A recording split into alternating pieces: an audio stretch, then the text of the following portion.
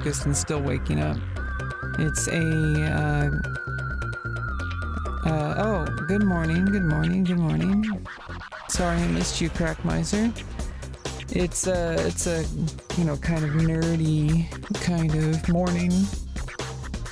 I'm having my coffee and just kind of setting things up. It's a good way to distract me, and it's a good weekend activity, so I hope you enjoy the music and the vibes and all that kind of stuff.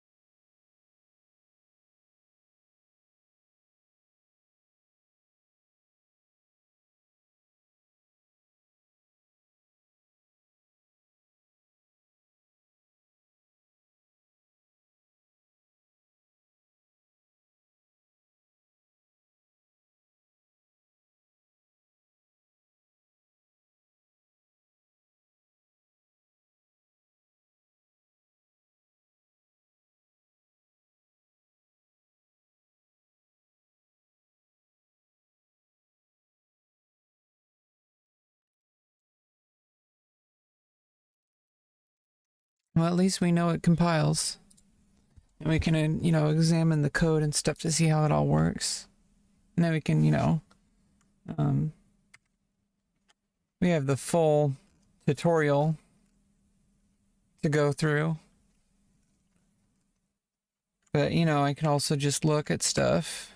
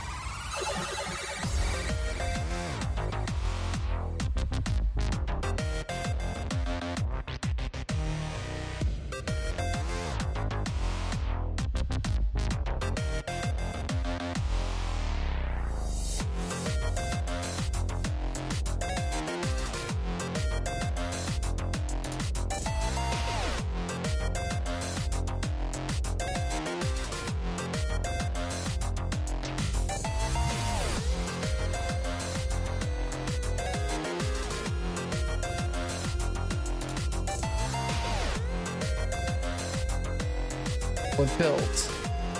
And that's oh, sorry. I thought I had my mic on. Hey Ryu, how you doing? We're just setting up a development environment, going through a tutorial for Game Boy Advance development. We got you know, the emulator up with the ROM that we compiled with Hello World. And I'm just kind of, you know, when you're learning C and C++, it's really good to have a very specific hardware restrictions, and the Game Boy Advance is, I feel like it's a really good starting point for me because it has a very limited set of hardware instructions. Whereas, like, if I'm coding for, like,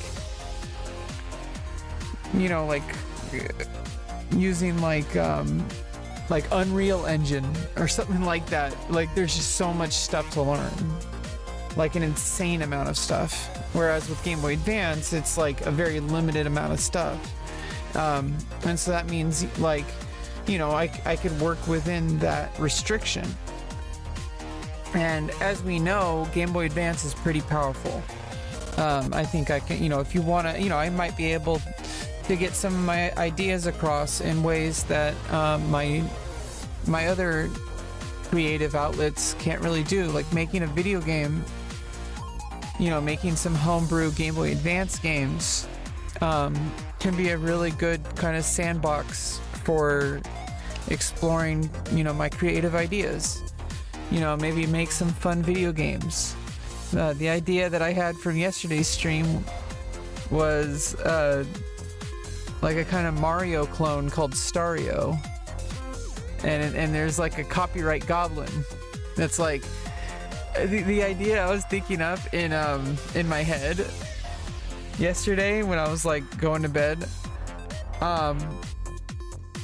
Is that Stario exists in this like world, and like he doesn't really care much about anything, and he doesn't realize it's like the I want to take the concept of the star power in Mario and make a whole game based on that.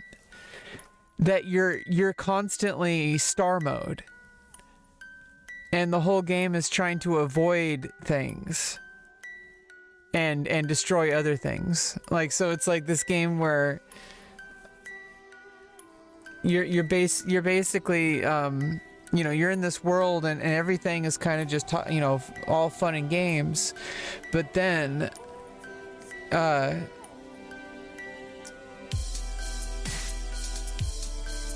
don't know what the copyright goblin, Moonba Moonba the copyright goblin comes in and says, no, you can't exist like this. I'm gonna take all your source code and you know, that you're, you know, and distribute it across the world, you know, so that I can steal your ideas. Pokemon. And Copyright Goblin wants to steal Stario's world, and so Stario has to find all of the DVD backups, like all of the CD-ROM backups across Stario Land. So you have to your goal is to travel around Stario Land to collect all of the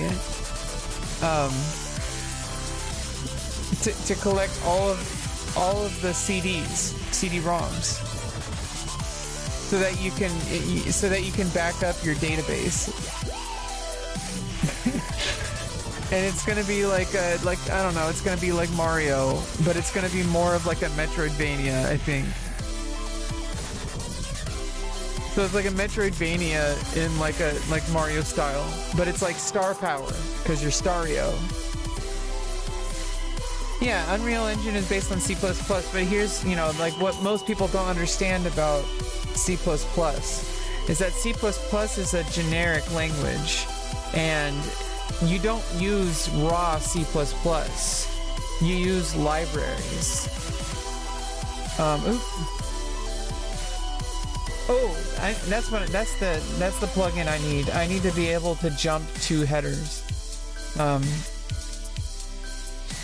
so that we can browse the source code.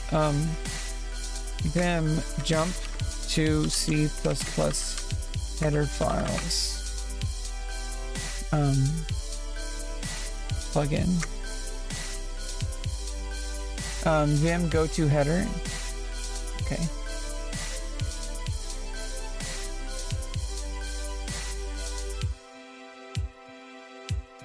Okay.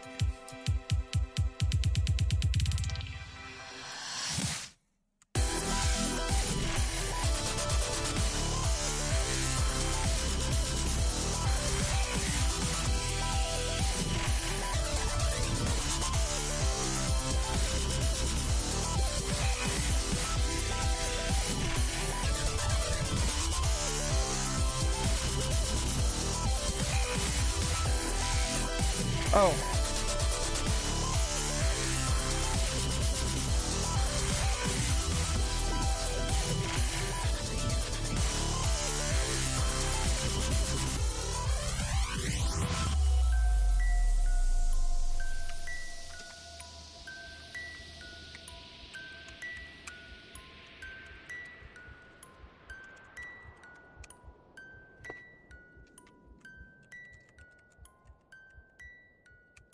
Okay.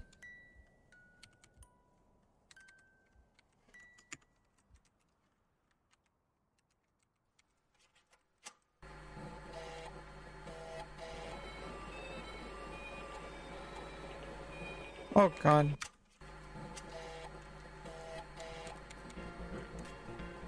Ce serait bien crack.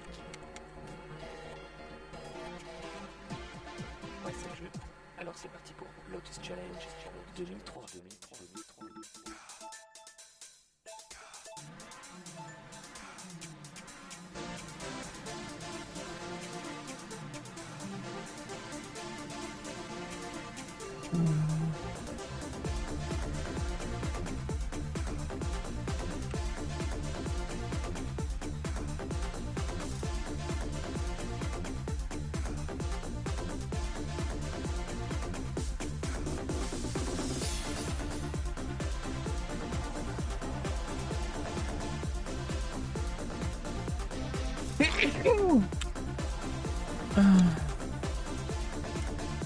What?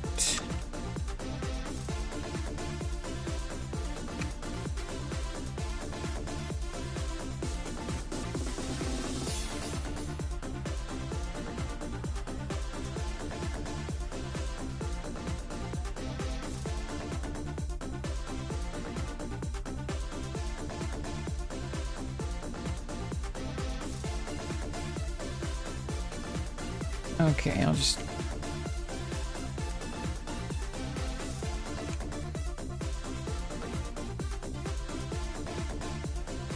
What? FD...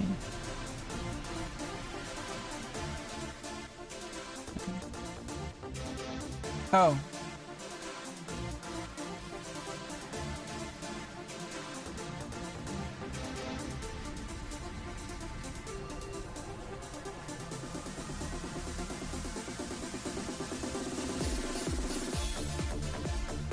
Oh, I just have to install D. Okay.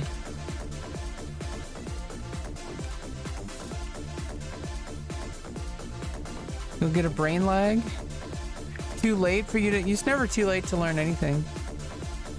There's, you know, don't worry about like all your preconceived notions, because our understanding of science is constantly evolving, and there's more. If you want to feel better about it, there's been more and more recent discoveries about neuroplasticity, and it's stuff that already exists. Obviously, it's just our understanding of it has changed. So don't worry about, you know, the way I mean, maybe it's because I'm autistic, but I think everybody, you know, everybody has a brain, and you can wire your brain differently. It's just mine was wired early on differently. And, you know, our human biology has always existed. We've just found ways to understand it better. And so, you know, don't let that stop you. Don't let lack of knowledge stop you. Because if something exists, it exists whether you know it about it or not. Right?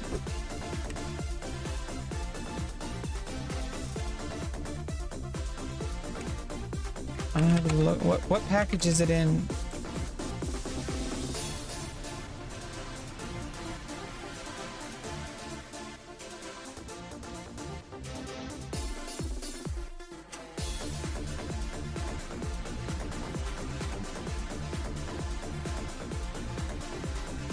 Oh, FD find.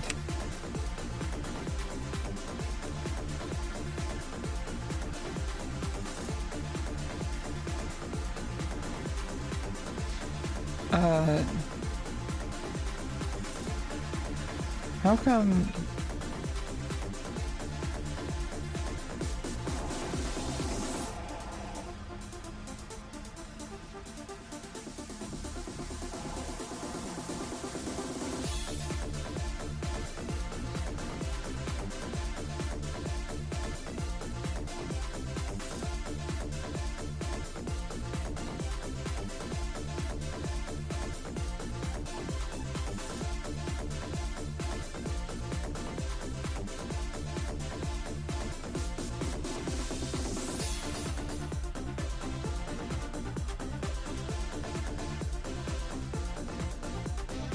Oh, okay, it's W. I was pressing N. I'm like, for next.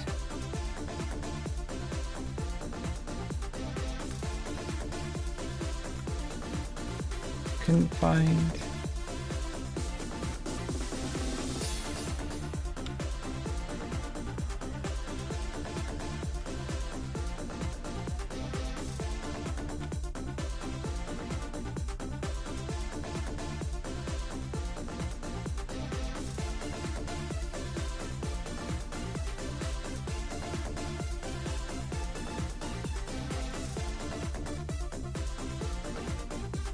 Oh, I have to put the directories in. Oh, okay, I have to add the directories.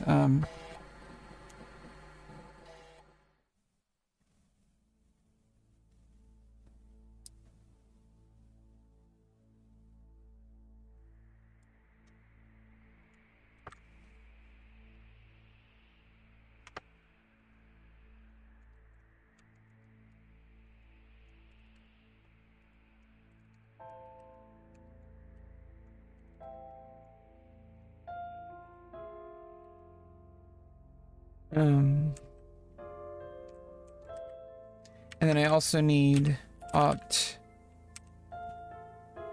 Wait.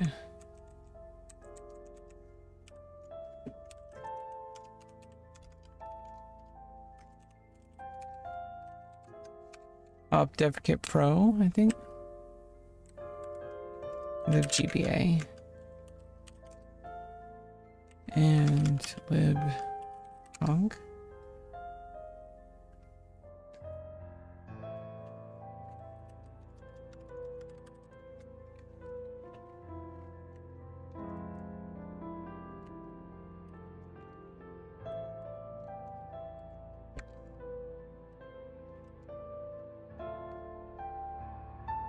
Oh, I think just opt/devkit pro.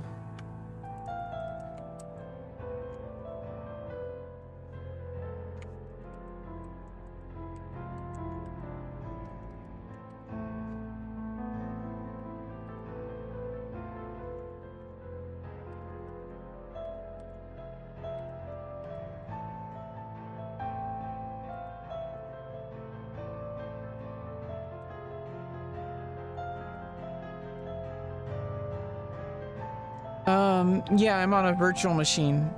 So I have my Windows stuff here.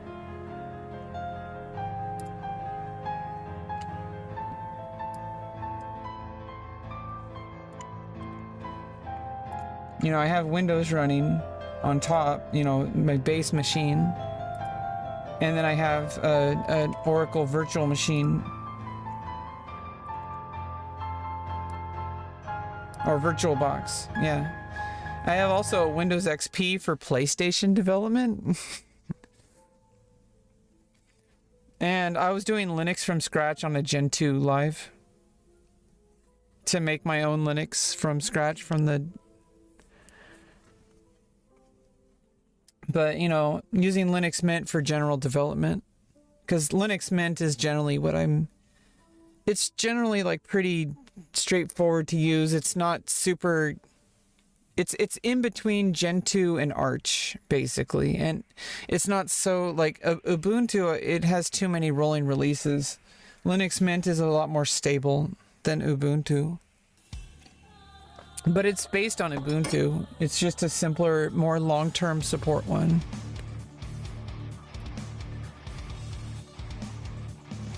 Okay, so let's... Yeah, there we go. Yeah, now I can jump to the different headers.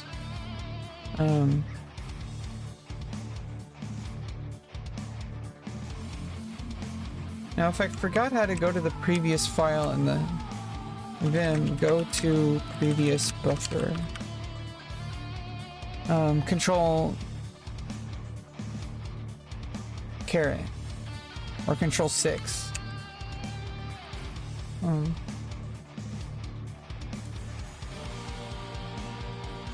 Yeah, control 6, okay.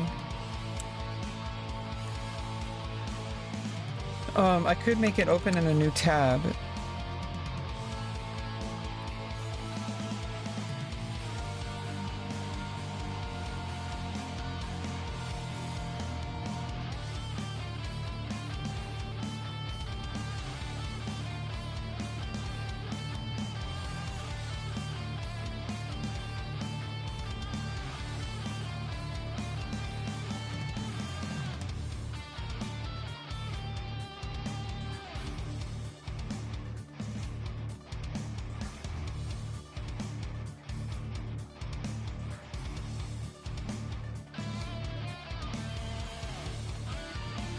Okay.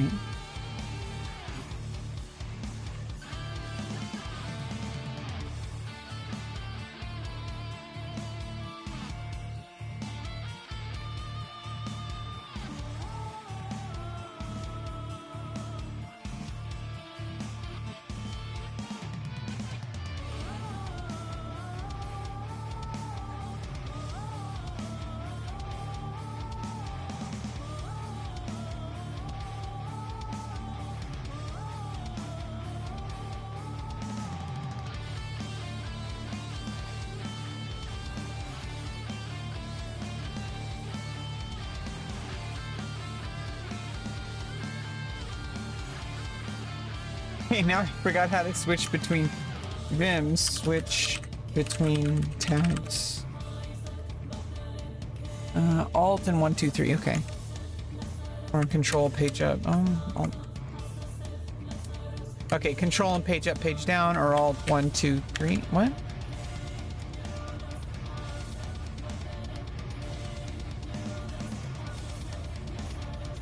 Oh.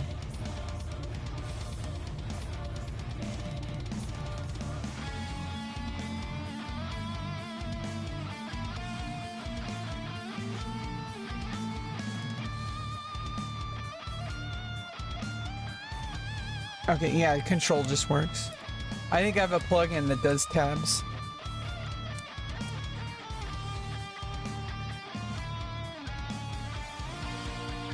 Or GT works.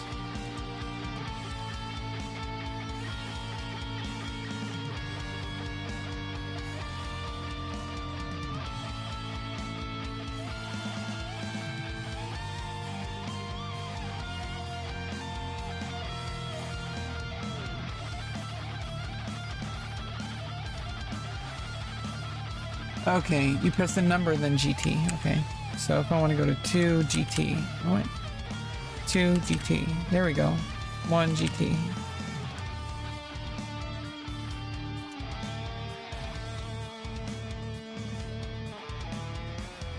Yeah, so if I use the console defines all the stuff. So if I were to use something like Unreal Engine, for example, I would have to learn how to use all of its libraries.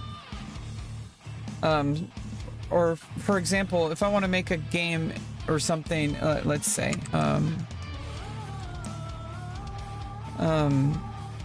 Unreal Engine libraries, which Unreal Engine is a very specific set of libraries, and you'd have to learn all those. So every time you work, that's what like an engine is. So every time you use like a different API, you have to learn it. And Unreal Engine, for example, is a very specific one that's a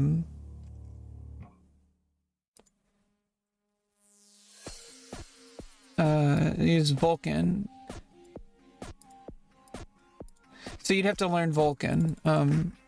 Vulkan runtime library headers.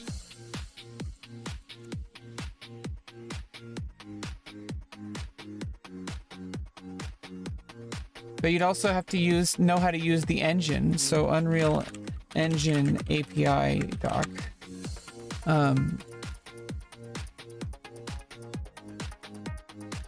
You'd have to understand all of these different features within Unreal Engine. What is the band name for the music? It says it right on the top right of the screen.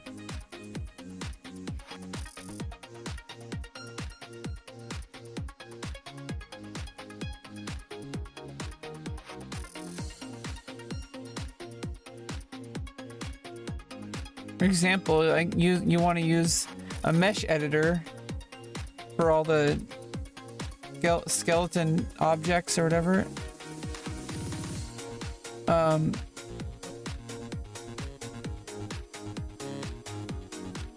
You'd have to understand how the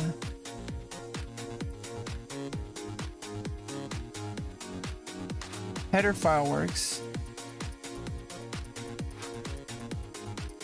Now, why doesn't it display the header?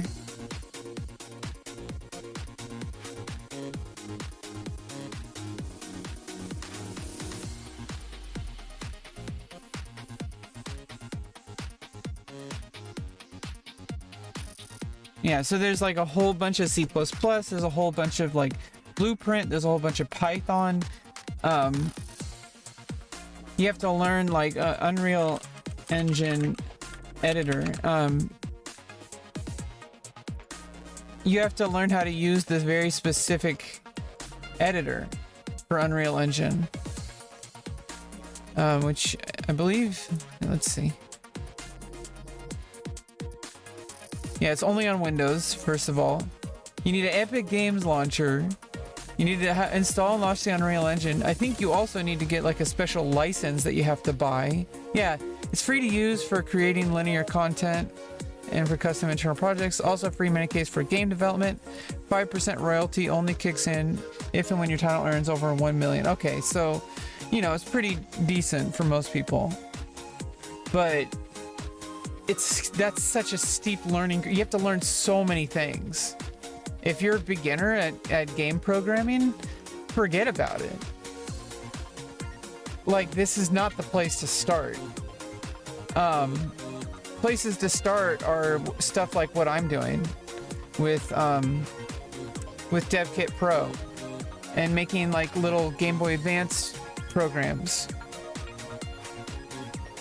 Yeah, compiling things for Linux that are generally designed for Windows, especially if you're trying to create something consistently and you know, with a lot of compatibility and not having to have a headache literally every single time there's an update, you may as well just use, you know, the native environment that it's designed for.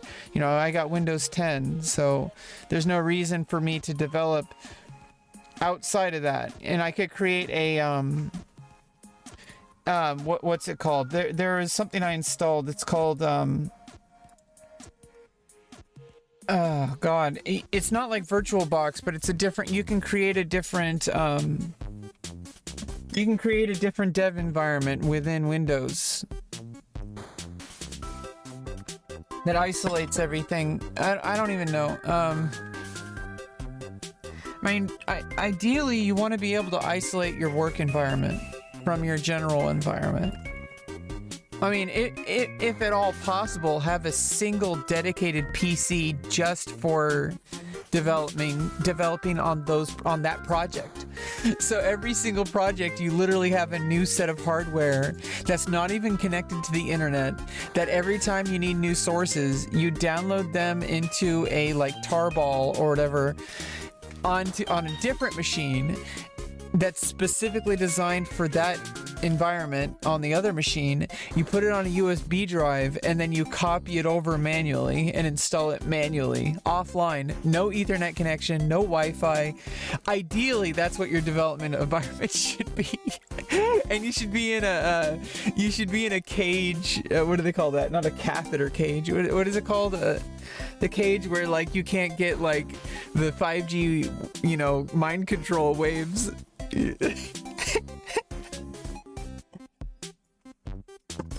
It's not called an apothecary cage.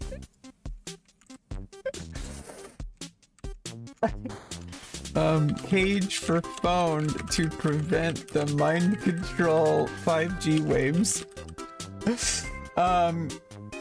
Faraday cages. Yeah, that's what it's called. Yeah, you need to be in a Faraday cage with no internet, no anything. Just to be safe, you have to be inside the cage. Even though you don't even have an Ethernet drive adapter installed, you don't have a Wi-Fi adapter, you don't have anything that could possibly connect. But just because, the 5G mind control waves might be trying to connect to the frequencies of your GPU. So, you gotta be careful, They might have the mind control waves going with 5G and, we don't even talk about 6G. Think about that.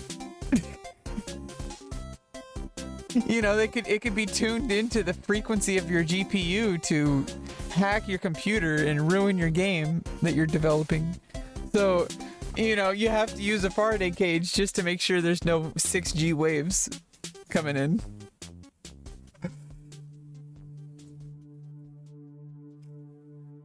Okay, so anyway, enough of that. Basically close that. So if I want to look at how, obviously standard input output, that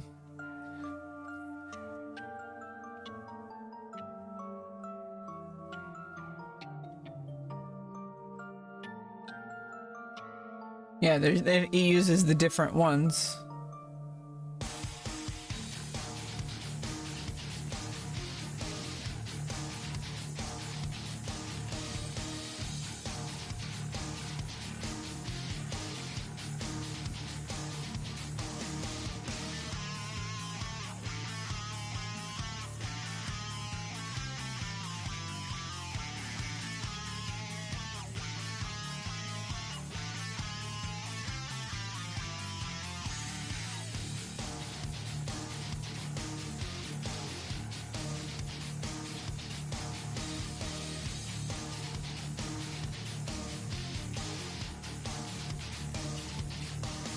TR1 or TRL?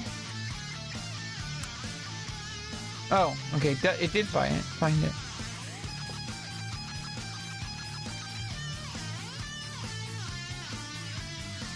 And standard lib.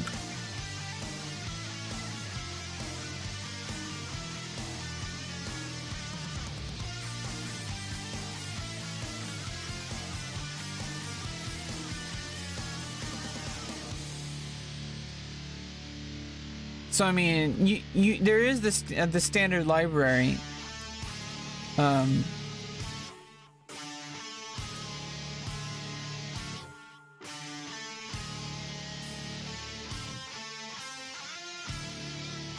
It just basically defines a whole bunch of stuff so that you don't have to type them out manually each time.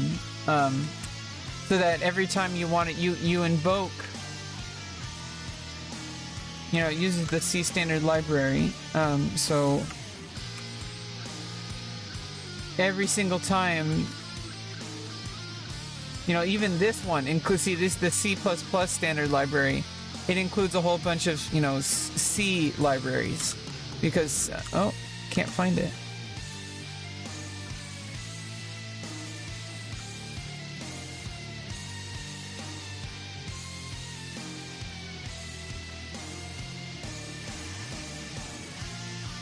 I think I have to switch between C and C++ mode.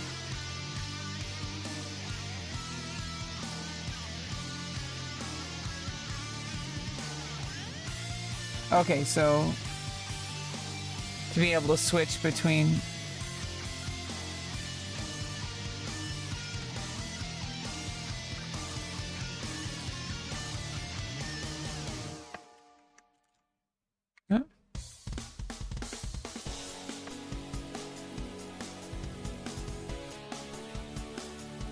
GH, okay. So if we go here,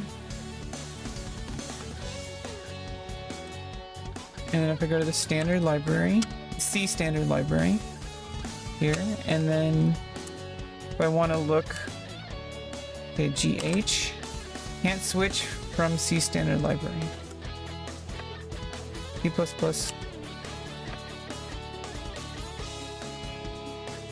Bits.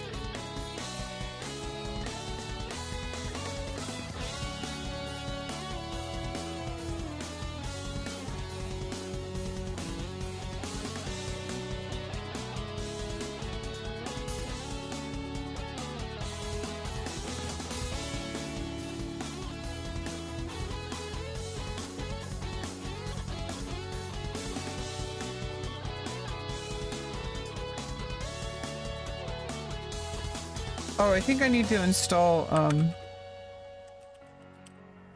G++.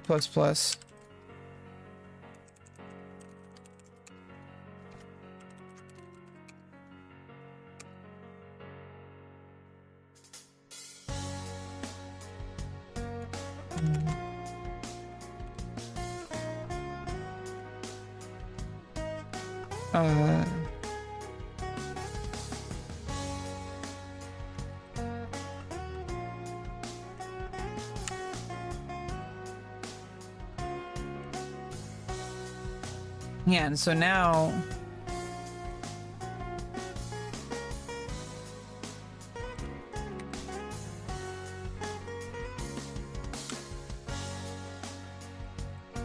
okay, yeah, now it's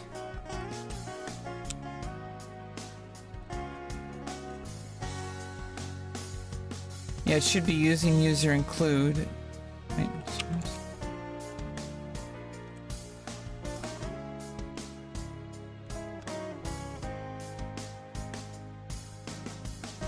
Yeah, because otherwise,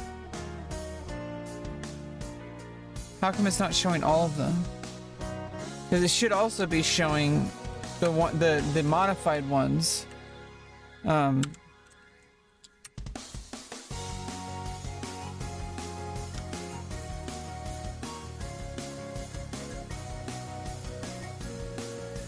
and you basically just nest definition files or header files.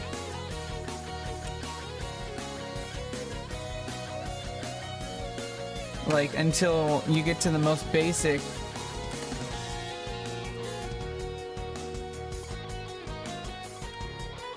Can't find C++ config.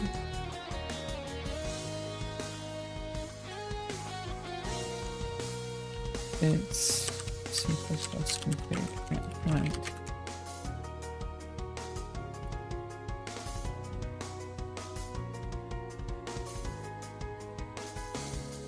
Oh, okay.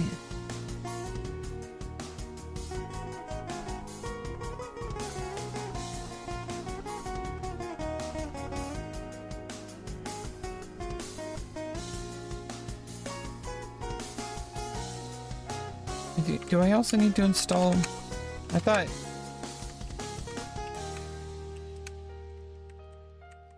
when you install G++, it also installs GCC. Okay.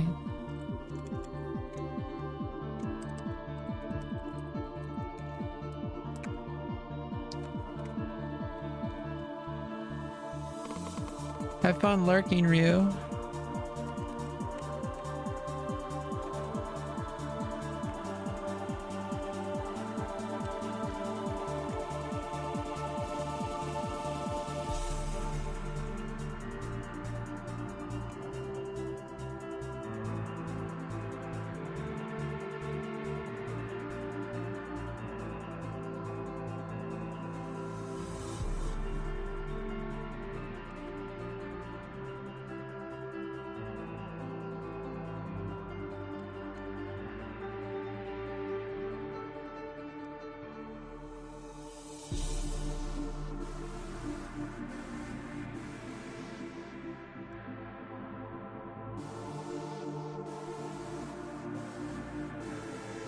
Yeah, and then this is, as far as this goes, this is the deepest, most raw. Okay, well, no, it's not. Yeah.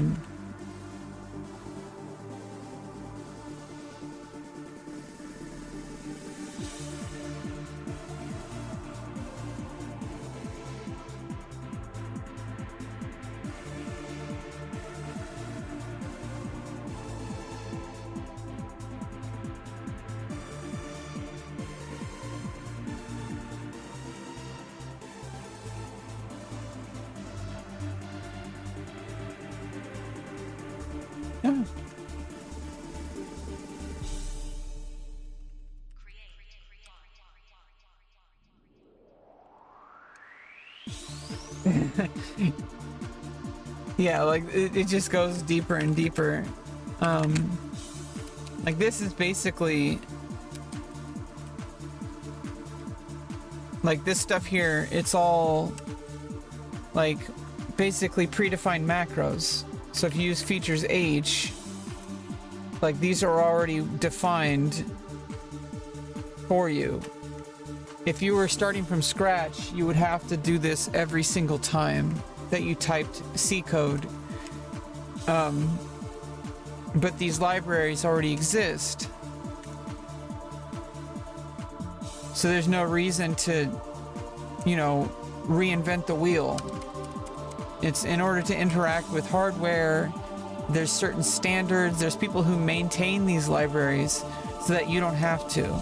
You don't have to constantly be continually up to date on the POSIX standards, on the, you know, the different updates to C11, C99, C90, C++11, you know, all the different standards of POSIX and C++ and C, they're evolving continually.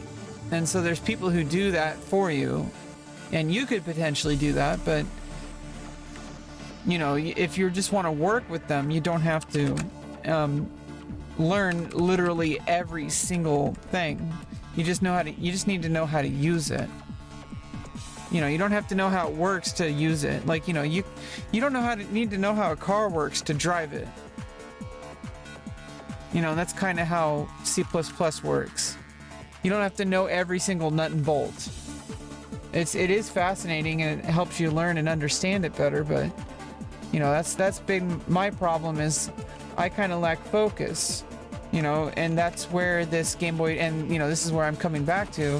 This is where coming back to the Game Boy Advance dev kit libraries. That's where all this comes from. You know, like that's coming from the place of I need some way to focus my efforts if I want to learn programming as a hobby, because it's really fun to, like, you know, just I'm fascinated by this kind of stuff. I don't really know how to use it though. I don't really know how to make anything, you know, past like the basic tutorials. But you have to get through the tutorials first, you know, and that's what we're doing here. We're learning how the structure works. We're learning how the libraries work. You know, there's a tutorial, and I'm also just going through the actual libraries.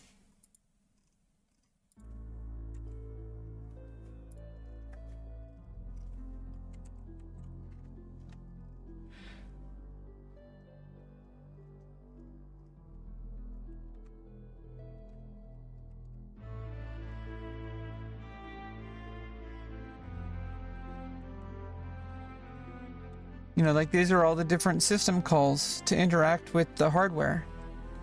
And technically I should be able to actually flash anything that I develop for the Game Boy Advance into an actual cartridge that could load on an actual Game Boy Advance. And I think that's pretty cool.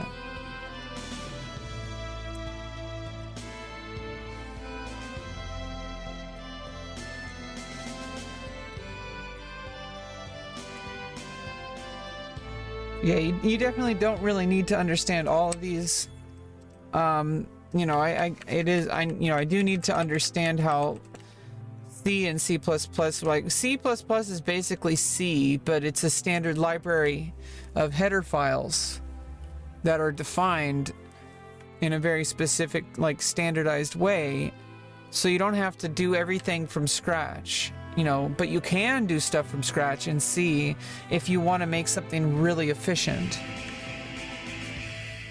You know, it's just harder to maintain.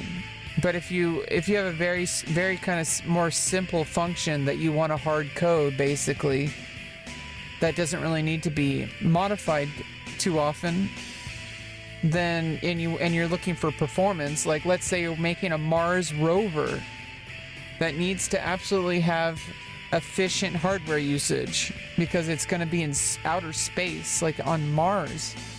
You know, they do those, and you know, they make that kind of robot, like a Mars rover machine.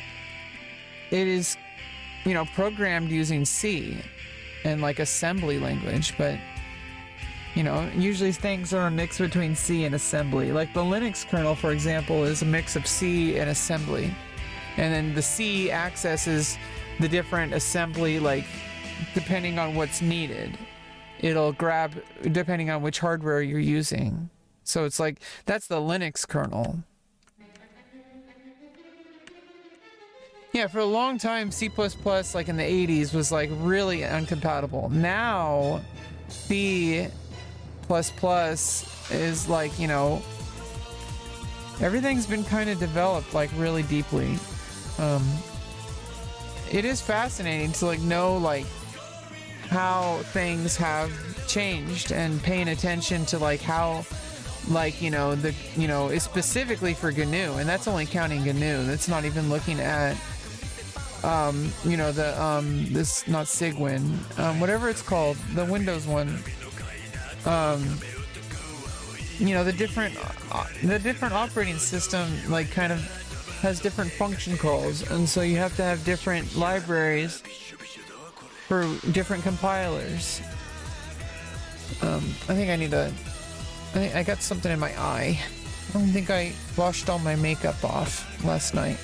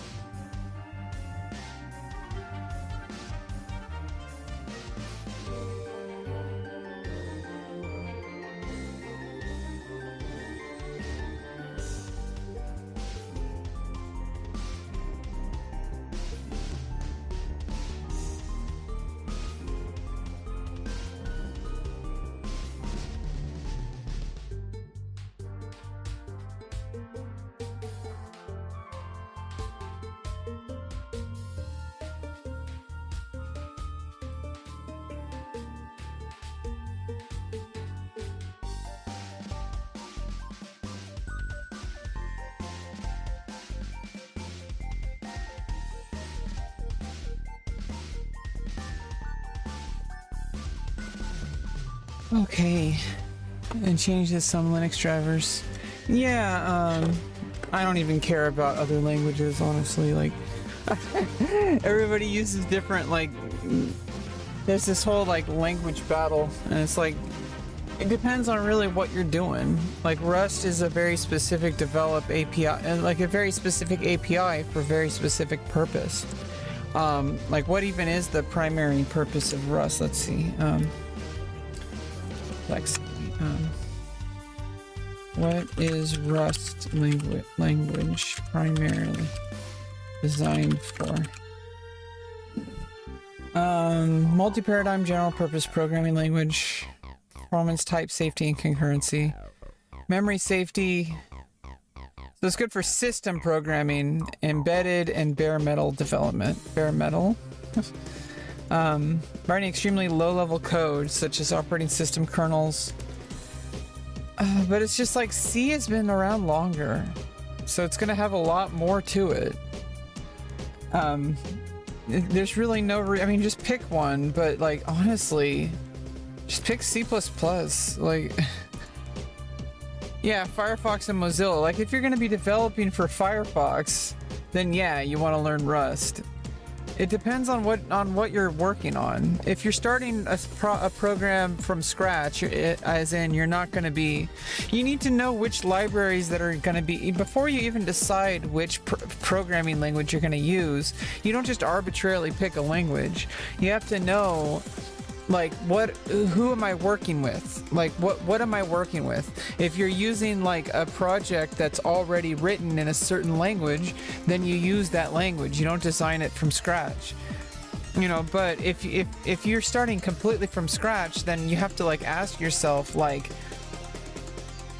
which libraries am I going to need for this project? And that's, you know, before you even start writing code and developing, you need to know exactly like what your roadmap is, and you don't want to find a roadblock later on if you can find it early on. So if you can start out with like, okay, so I want to develop a web browser. So like, what libraries am I going to need? What kind of things might a web browser want? Do I want it to be modular? Do I want it to work with the utmost efficiency, or do I want it to be useful for the end user?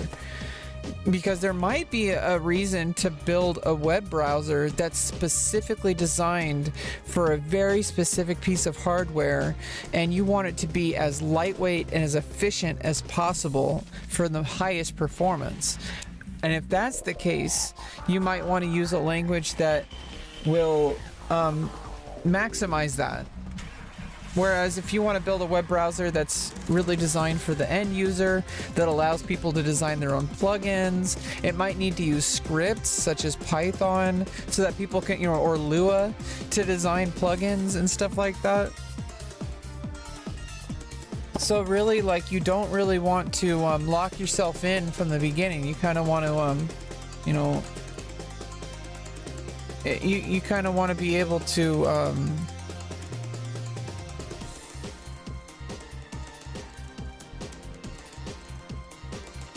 hold on.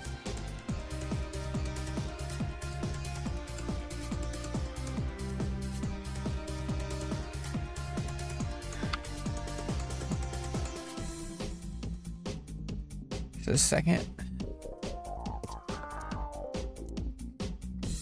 Oh, I don't have it plugged in, but I'll just use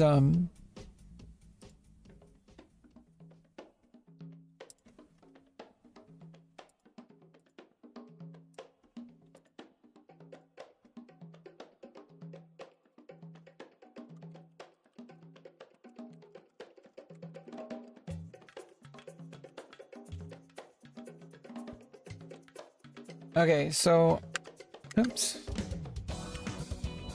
So if you have like a you know, project. Oh god, let me just get, god damn it. Let me just connect it, okay?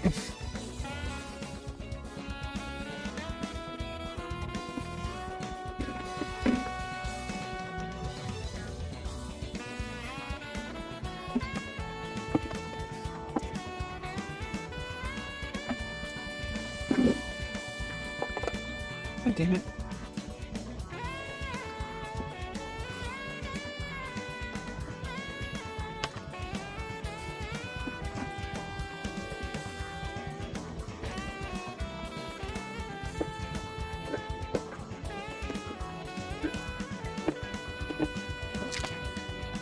What is going on here?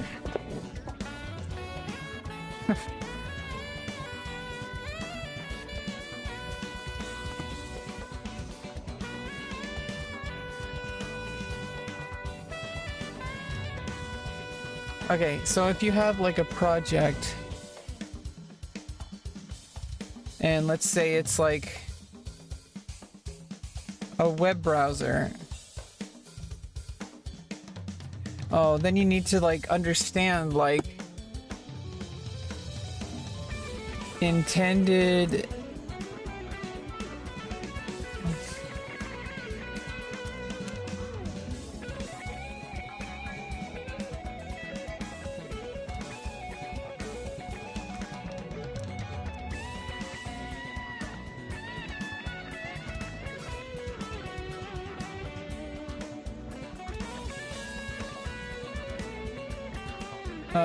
intended result, intended features.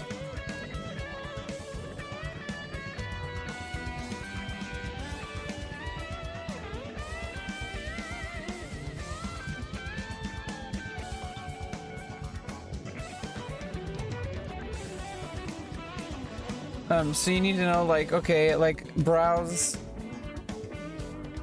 What is going on here? Why is it internet? You know, you might need to allow user-made plugins. You might need it to have the option, you know, to invoke shell scripts, you know, but are you going to embed that in, or are you going to make that into its own plugin? I don't know. So like, you know, you generally like you need to kind of know like what these are all going to have different, you know, this is like, you know, library, and this is going to use like script.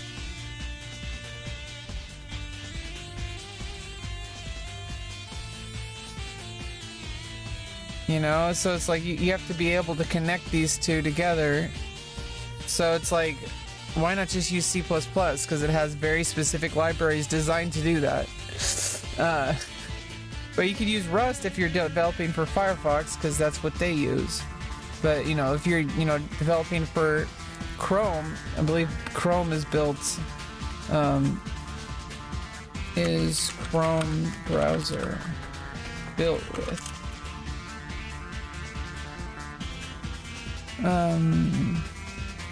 Yeah, so you got like a rendering engine, which you have to build. You have a browser kernel, which you have to build. You have to have plugins, and you know, that you have to build. Processes, coordinates, and other processes that handle different parts of the application, and multiple processes are created and assigned to each tab, with each site having its own process, including iframes. Yeah, so it's like there's all these things you have to understand in order to know how it works. Like, there's a whole bunch of stuff that's going on just to load up a browser. My eye hurts. Like there's something in my eye.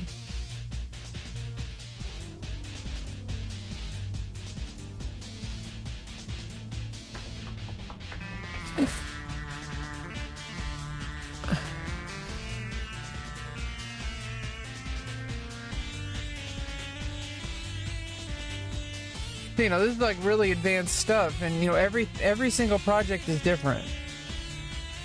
So like, if you ask a question like, how do I know which programming language to use for a project? there's factors to consider. You have to have what type of application, the performance and scalability. Scalability means like, is it going to work? Something might work if it has like a very light load, if you only need to do a few things. But does it scale to like, you know, something like Facebook, for example, that has like, you know, millions and millions of users? You know, you might be able to make something that works for like 10 people, but does it work for like 10 million people? So, you know, you have to be able to scale it. You have to also understand the people who are working on it and what's their background and what are they skilled with. You have to know like what your security needs are. You know, do you need to use any third-party tools, which means you have to understand those. And if those get compromised, it'll compromise your project. So you have to have, you know, do you want to use like sketchy third-party tools for your project? You know, do you want to have long-term like longevity of your project so that if something updates, it doesn't break? You know, you also want, you know, you want to make sure that like, is it going, you know, you're going to have like different releases depending on like how many, the more tools you use, the more often you're going to have to adjust your project, because you're going to have to change to the standards of any kind of updates to those tools. And those tools have their own reasons for updating, such as like new hardware needs, new security needs, more efficient ways of doing things. You know, it's good that they update them, but whenever something's updated, it's going to you know, sometimes it completely changes how it works, and that means that it might break your entire project. And so are you going to rely on things that are pretty volatile, or are you going to rely on things that are pretty stable? You know, cost and licensing is certain things you have to actually buy a license to use commercially. You know, or there's also license to use like open source license, and you have to follow those licenses because they do have requirements. Every single license has a requirements. There's nothing, unless something has no license, you know, like nothing is free. Like, you know, even free is free. It isn't free. You know, you have to, you know, you have to follow the license. You know, the licensing can be pretty open and allow, you know, allow for like a lot of things, but, you know, all in all, you know, you still have to follow the license, you know, especially if you're using it commercially. You know, there's like legal things to consider. Community support, like if there's a language or a library that has only like one person who maintains it, is that going to be something that you're going to want to use because you're basically going to be doing that person's job? If there's only one person, it's probably unlikely that person is going to help you. They might, but like if it's like millions of people who are in the community for that library or that tool, then you have all those people to draw on a knowledge base, you know, to understand and get more support. If your long-term goals, you have to think about those. Before you even start a project, you have to answer all these questions. You have to know, like, what are your goals? What are you building? You know, what kind of roadblocks might come up, you know, with performance and scalability? You know, who's working with you? Are you doing this on your own, or are you doing this with a team? And you have to know your team. You have to know what their skills are, what their backgrounds are. You have to know the community. You have to know the legal issues for, like, you know, any kind of licenses you may need to, you know, purchase. You need to know, like, are you just designing this on a one-off, or are you trying to do some kind of long-term project that is going to be continually updated? You know, both of those have different approaches. If you just want to make a single thing and you never worry about, you know, maintaining it, you're going to approach that project differently, you know, because you're going to try to, you know, you just want it to be like a one and done. You know, the previous development experience, like the type of application, you know, I guess it's repeating itself. and whatever company policy, because if you're working under a company, then you're going to have to understand like what their standards are, and they might not have standards that, you know, aren't ideal, but you still have to abide by them because that's what they have a standard, and you may not always understand it, but sometimes there's a reason for it. And you know, if you want to change something to make it better, then you'd have to go through a political like process of like, you know, talking to your boss, you know, like saying, hey, like, you guys are using this like 15-year-old library that's been deprecated and it's causing security issues. Like, you know, we need to redevelop all of our applications using this newer library that has long-term support that is going to work, you know, for like the next 50 years or something like that.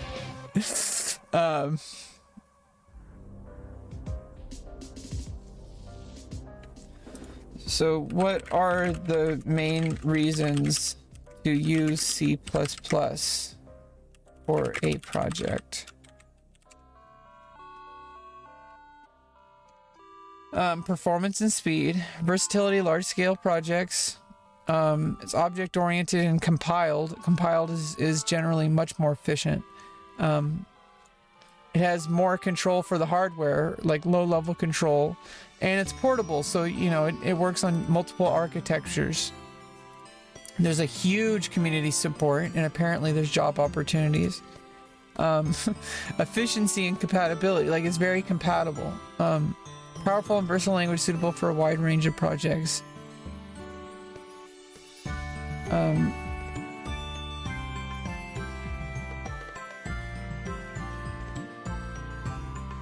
What is a recommended C++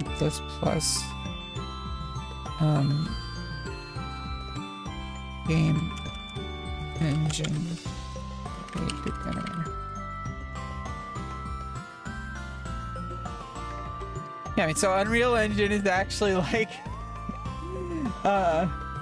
highly recommended for beginners. It has high source access. I mean, so yeah, like if you're going to be using like making modern day games, you might want to use Unreal Engine, you know, or you can use Unity, but you know, there is some backlash with Unity lately, and then there's Godot for 2D games. So if you're going to design like a 2D game, you might want to go with that one. If you want to go with like 3D games, I mean, it uses both 2D and 3D, but from my understanding, Unreal is a 3D game, and Unreal Engine is based on Unreal, so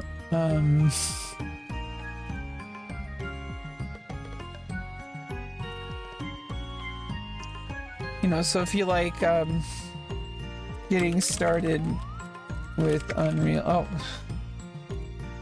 how to, okay, so let's start a new thread. How to set up a development environment for Unreal Engine.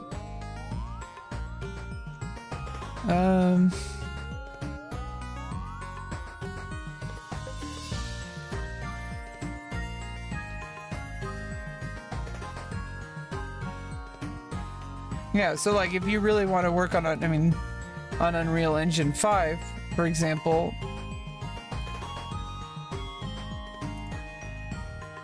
you know, there's a whole bunch of like documentation. There's a whole bunch of tutorials.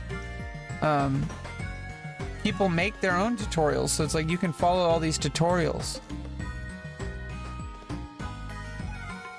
Level design fundamentals, create RPG. You know, there's a whole bunch of stuff to go, but there's so much to choose from. That's why I chose Game Boy Advance, because it's just like, this is like, if you want to make like a game that you want to put up on Steam, for example,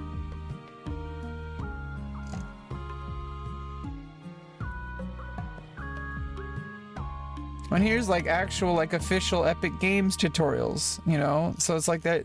There's a lot of stuff available for Unreal Engine, so I mean that's, you know, that's good to know like long term. However, it's like I'm kind of